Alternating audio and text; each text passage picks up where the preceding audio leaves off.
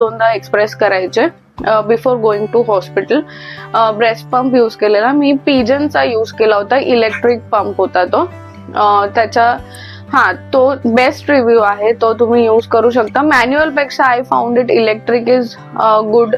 त्याचं पण स्टरलायझेशन मी पण खूप प्रॉपरली फॉलो केलं होतं. जे पण काही ब्रेस्ट पंपचे जे पण काही भांडी असतात किंवा जे पार्ट्स असतात जे तुम्हाला असेंबल करून पंप करण्यासाठी उपयोगी येतात, ते पण तुम्हाला छानपणे स्टराईल करायचे आणि मग यूज करायचे.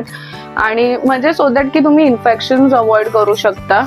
कारण की बाळ खूप लहान असतं, इम्युनिटी तितकी बूस्टेड नसते. सो ह्या सगळ्या छोट्या छोट्या गोष्टींची काळजी घेणं खूप गरजेची आणि त्याच गोष्टी महत्वाच्या सुद्धा आहेत आपल्या बाळाच्या डेव्हलपमेंटसाठी. सो येस, बाळाला भेटण्याचा टाइम होता 11 to 4 o'clock and only mamma's were allowed आतमध्ये. पप्पा वगैरे कोणाला